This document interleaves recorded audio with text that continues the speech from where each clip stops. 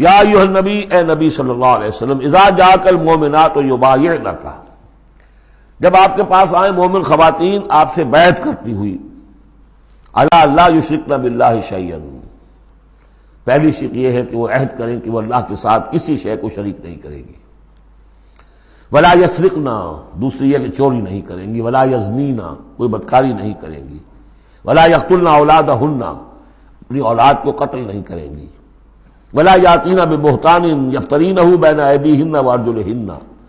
اور نہ ہی وہ کوئی ایسا طوفان باندھیں گی، کوئی بہتان لگائیں گی جو ان کے ہاتھوں اور پاؤں کے مابین سے ہو،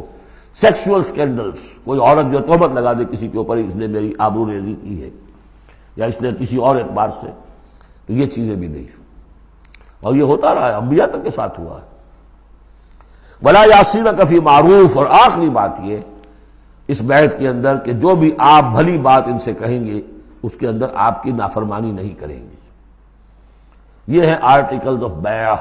خواتین کے لیے۔ فبایعہن، تو اے نبی ان کی بیعت قبول کر لیجئے، انہیں بیعت کر لیجئے اپنے سے، واستغفر لہن اللہ، اور ان کے ساتھ ان کے لیے اللہ تعالیٰ سے استغفار کیجئے، ان اللہ غفور الرحیم، یقیناً اللہ غفور الرحیم ہے۔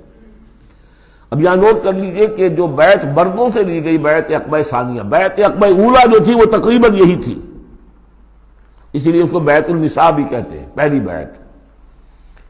ابھی جو ہے وہ کوئی ایسی شکل سامنے نہیں تھی کہ کوئی جماعتی تشکیل ہو رہی ہو، جماعت بنانی ہو،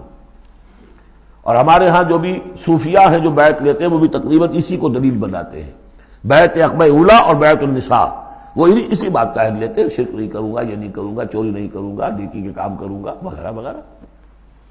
تو صوفیاء کی بیعت، خواتین کی بیعت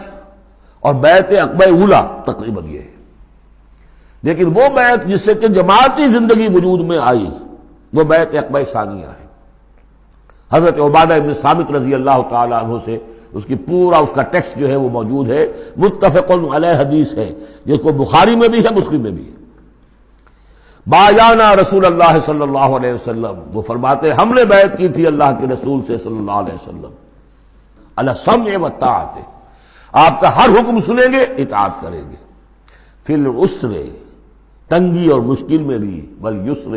اور آسانی میں بھی، والمنشط، اس حالت میں بھی کہ ہماری طبیعتوں میں انشراح ہو کہ ہاں یہ کام واقعتاً بہت مفید ہے، صحیح ہے، والمکر، اور اس حالت میں بھی کہ ہمیں اپنی طبیعتوں پر جبر کرنا پڑے، ہمیں اس فیصلے کے ساتھ اتفاق نہ ہو،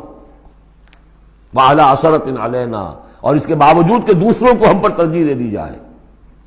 ترجیح دے دی جائے کس بات میں؟ آپ امیر بنا رہے ہیں فلاں شخص کو، یہ تو ابھی نوبارد ہے، ابھی آیا ہے، ابھی شامل ہوا ہم میں، اور ہم پرانے آپ کے ساتھی ہیں، نہیں، پریروگیٹو ہے یہ آپ کا، جس کو چاہیں امیر بنائیں۔ وعلی اللہ نضال الامر اہلہ، جنہیں آپ ذمہ دار بنائیں گے ان سے ہم جھگڑیں گے نہیں، ان سے لڑیں گے نہیں، ان کی اطاعت کریں گے۔ من اطاعنی فقد اطاع اللہ ومن عصانی فقد عصی اللہ ومن اطاع امیری فقد اطاعنی ومن عصی امیری فقد عصانی۔ وعلی ان نقول بالحق اینما کنا، آخری شق یہ کہ ہم حق بات ضرور کہیں گے جہاں کہیں بھی ہوں گے، لا نخاف فی اللہ لومۃ لائم، ہم کسی ملامت کرنے والے کی ملامت کے خوف سے اپنی زبان بند نہیں کریں گے۔ یہ بیعت عقبہ ثانیہ جو ہے اس کو ہم نے تنظیم اسلامی میں اختیار کیا، ایک لفظ کا اضافہ کیا، ابایعک علی السمع والطاعۃ فی المعروف، حضور کی اطاعت مطلق تھی، جو حکم دیں گے، غلط دے ہی نہیں سکتے، معصوم ہے۔ حضور کے بعد ابو بکر کی بیعت بھی مطلق نہیں تھی، مقید ہے، مشروط ہے، کتاب و سنت کے دائرے کے اندر۔ یہ بیعت ہے کیونکہ اس کے بعد حضور نے پہلی مرتبہ ایک تنظیمی ڈھانچہ قائم کیا کہ مدینے میں آپ نے 12 نقیب مقرر کر دیے، یہ تنظیمی شکل پہلی مرتبہ ہو رہی ہے آپ کی سیرت کے اندر۔ مکے میں تو چونکہ آپ خود موجود ہیں اور سب صحابہ وہیں ہیں، چھوٹا سا شہر ہے، تو کسی تنظیمی سانچے کی اور ڈھانچے کی اور لمبی چوڑی چینز جو ہے بنانے کی ضرورت ہی نہیں۔ اب مدینہ دور ہے، وہاں کے کچھ لوگ 9 خزرج میں سے اور 3 اوس میں سے آپ نے نقیب بنائے، اب ان کی ذمہ داری بنی۔ اس طرح جماعتی تنظیم جو بنی ہے وہ اس بیعت پر بنی ہے۔ البتہ چونکہ خواتین کا معاملہ یہ ہے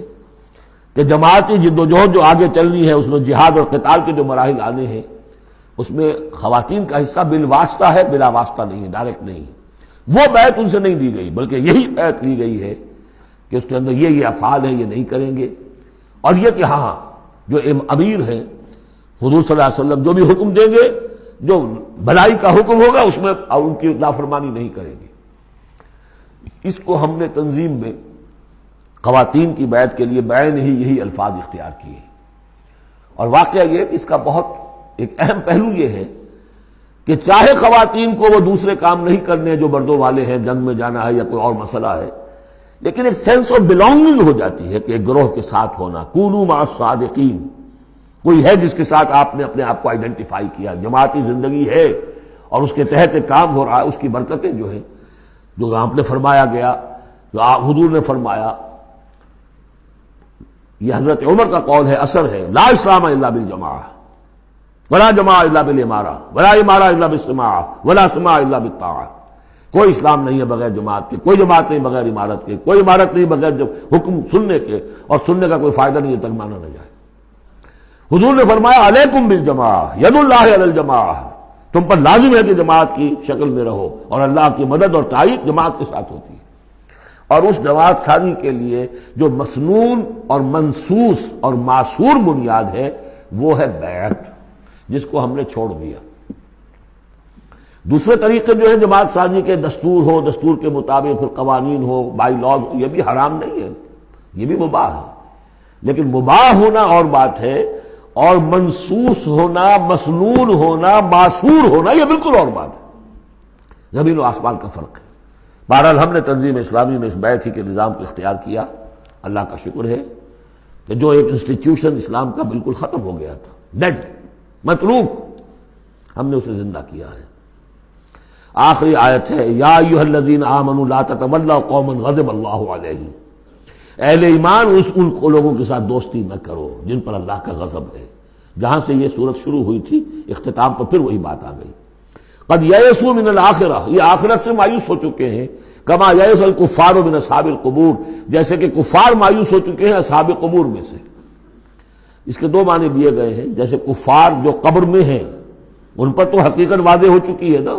عالم برزخ میں جب پہنچ گئے تو انہیں معلوم ہے،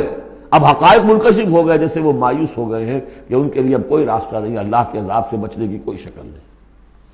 یا یہ کہ جیسے یہ کفار مایوس ہو گئے ہیں کہ جو قبر میں چلا گیا اس کا کوئی باعث بعد الموت نہیں ہے، اس کو دوبارہ اٹھا جانا نہیں ہے۔ دونوں امکانات، دونوں ترجمے کیے گئے ہیں۔